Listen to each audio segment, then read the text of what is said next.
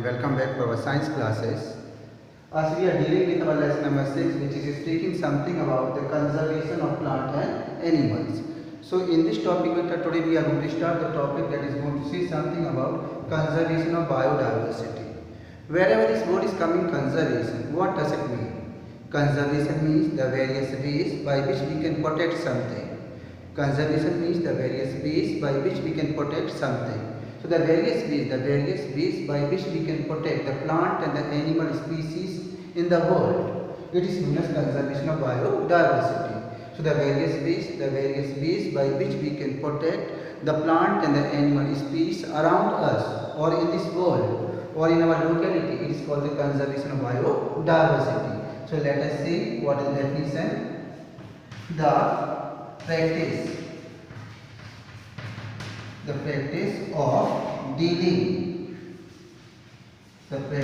of dealing and managing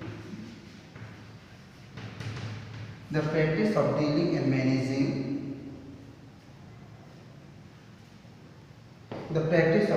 managing the plant and the animals species in the world is known as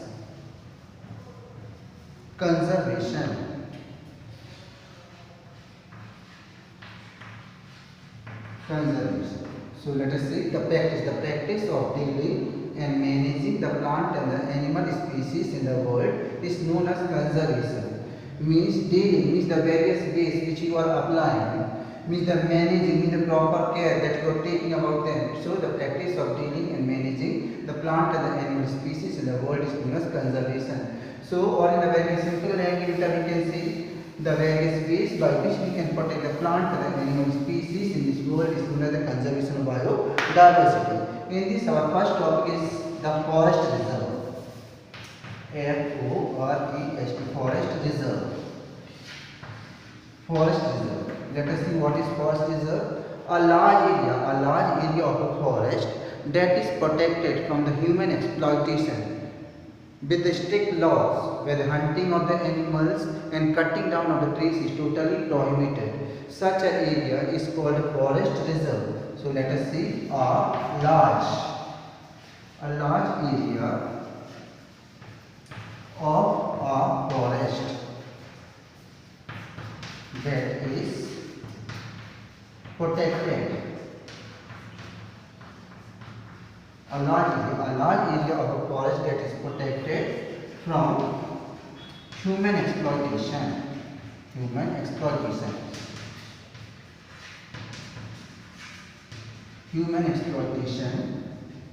Where cutting down of trees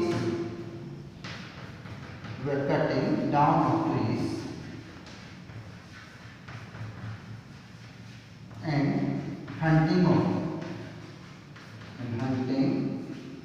of animals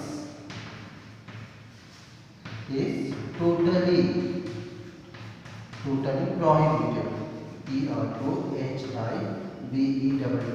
Prohibited. So my child, in this conservation of biodiversity, suppose we are setting the forest reserve, then we can conserve the plant and the animal species in their own natural habitat. Suppose if we are setting more and more forest reserve, then we can conserve the plant and the animal species in their own habitat. For example, let us see what is the definition of the forest reserve. A large area of a forest that is protected from the human exploitation where cutting down of the trees and hunting of animals is totally prohibited. Such an area is called a forest reserve. It means a large cover of a forest which is being protected by the government with the help of the strict laws where the cutting down of the trees and hunting of animals is totally banned or totally prohibited. Such an area is called the forest reserve. So suppose if we are setting more and more forest reserve, then we can preserve and protect the plant and the animal species in their own natural habitat. Now after this, my child, we are going to come to the topic. First is the forest reserve, then after that we will come to the topic that is going to say something about wildlife sanctuaries and national park. Wildlife sanctuaries, wildlife sanctuaries and national park. So much of what are wildlife sanctuaries and what are the national parks?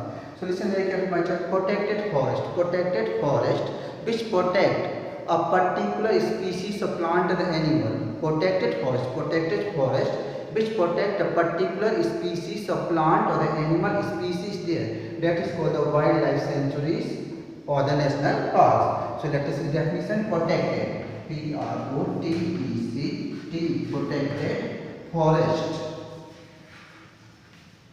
that protect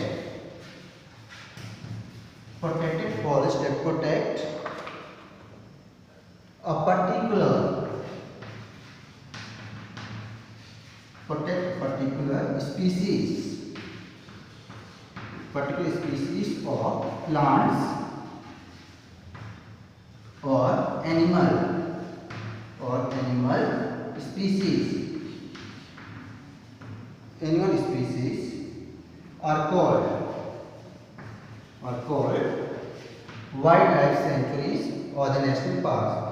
So suppose the government is setting up more and more wildlife sanctuaries and the national parks, then also the plant and the animal species can be protected in their own habitat. So my child, there is a great need to set up more and more forest reserve. There is a great need to set up more and more wildlife sanctuaries and the national parks to protect the plant and the animal species in their own natural habitat.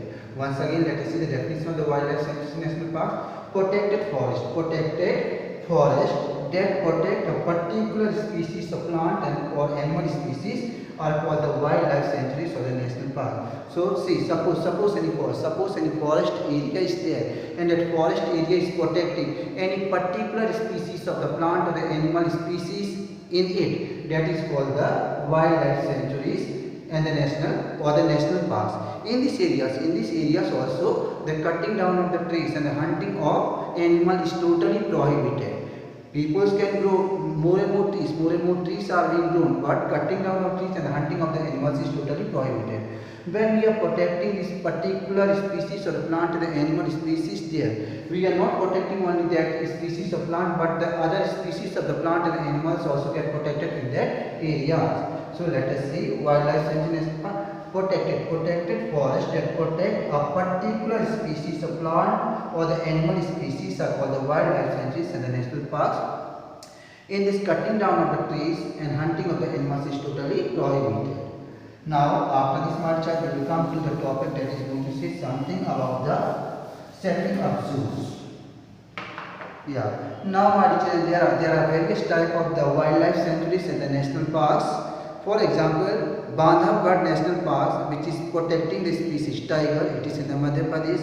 Bandipur National Park, it is also protecting the species called the tiger, it is in the Karnataka.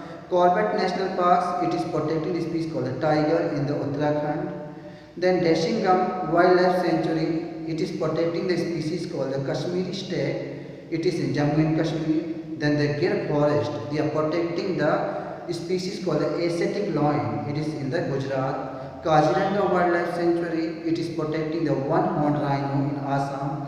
Kanha National Park, it is again protecting the species called the tiger, it is in Madhya Pradesh. Then Periyar Wildlife Sanctuary, it is protecting the Asian elephant, it is in the Kerala. So these are the some of the national parks, the wildlife sanctuaries which are well known for protecting the particular species of plant and animals. For example, my children, we can see that in Bandhavgarh National Park, it is protecting the species tiger in Madhya Pradesh. Bandipur National Park, it is protecting the tiger, it is in the Karnataka. Corbett National Park, it is protecting the tiger, it is in the Uttarakhand. Deshingam Wildlife Sanctuary, it is protecting the Kashmiri stag, it is in Jammu and Kashmir. Gir Forest, they are protecting the Asiatic loin, it is in the Gujarat. So these are some of the wildlife sanctuaries and the national parks which are protecting the particular species of plant or the animals there. Now after this, we will come to the topic that is going to say something about the setting up zoos. Setting of zoos. Let us see much. Setting up zoos. What does setting up zoos mean? Suppose, what are zoos? Zoos are the place where the wild animals are being kept. What are zoos? Zoos are the place where the wild animals are being kept. Those species of the wild animals which are endangered or threatened. Those species of wild animals which are endangered, threatened, or very rare in the nature. So such species of wild animals are being kept in the zoos. They are being kept in the cages, or they are kept in the enclosures where the public peoples can go. Peoples can go and they can watch these animals and they can get the information about these animals. And the zoos are also spreading. Zoos are also spreading the awareness among the people so that the peoples can come and know about these wild animals and the need for conservation of them. So setting up zoos. Suppose the government is setting more and more zoos in which the endangered species, threatened species and the rare species of the animals can be kept in the cages or in the public or in the enclosures where the peoples can come and get awareness by seeing these animals, and the animal species can be protected. Now after that we talk on the botanical gardens. Setting botanical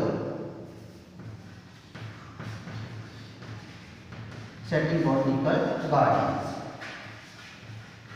So my children, we have seen, suppose we are setting up the zoos in which we are keeping the wild species of the animals which are endangered, threatened and the rare species, and we are taking care of them and we are allowing them to breed and increase much more in number where the peoples can go and watch and entertain themselves, and they can also get information about these animals that there is a great need for conserving these animals.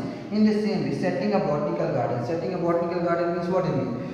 Suppose botanical gardens are the zoos of the plant. We can say that the botanical gardens are the zoos of the plant. In the botanical garden, again, the endangered species, the threatened species and the rare species of the plant are being grown. In the botanical garden, the endangered species, threatened species and the rare species of the plants are being grown so that the number can increase, in the nature. And when they are being grown up, the seeds are being collected, the plants are being grown, and afterward they are being grown up in the different type of the forest. So suppose the government is setting a more and more botanical garden, then the endangered, threatened and the rare species of the plant can be protected in this world. So my children, these are the some of the ways by which we can conserve the biodiversity. So today's our topic was conservation of the biodiversity. So we have seen what are the various ways by which we can protect the plant and the animal species in this world. So we have seen, so setting up the forest reserve. Suppose the government is setting up more and more forest reserve, then the plant and the animal species can be protected in their own habitat. Setting up wildlife sanctuaries in the national park. Wildlife sanctuaries in the national parks are the areas which are protecting the particular species of the plant and animals in them. So there is a great need to set up more wildlife sanctuaries in the national park. Setting up the zoos.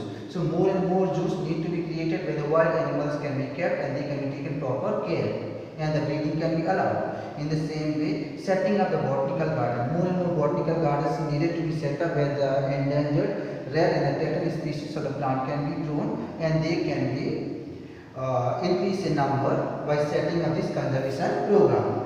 So my children, it was all about the conservation status. Now the fifth one is the recycling. Recycling. My children, we know that suppose we need books and the copies, we need the paper. Suppose we want to make the new books and the copies, we need the paper, and for making the paper, ultimately we are cutting down the trees because the papers are made from the trees. So suppose we are recycling the old papers. Suppose we are recycling the old papers, then we do not have to cut down the fresh trees, and the trees can be saved in the nature. So each and every year, whatever our old books and the copies are there, they should be recycled to get the new books and the copies from them. Then there will be less load upon the fresh trees to be cut down. So we should recycle the product, especially which we are getting from the plant, so that our nature can be saved. So these are the various ways by which we can conserve the biodiversity. Setting up the forest reserve, setting up the wildlife sanctuaries in the national park, setting up the zoos, setting up the botanical gardens and recycling the paper. So these are the various ways by which we can protect the biodiversity or we can conserve the biodiversity. So my children, afterwards what I will see later. For today's this much only. So our today's homework is to learn the topic conservation of the biodiversity.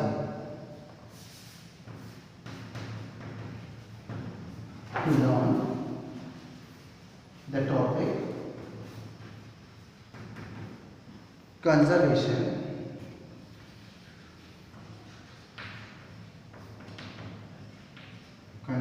of biodiversity.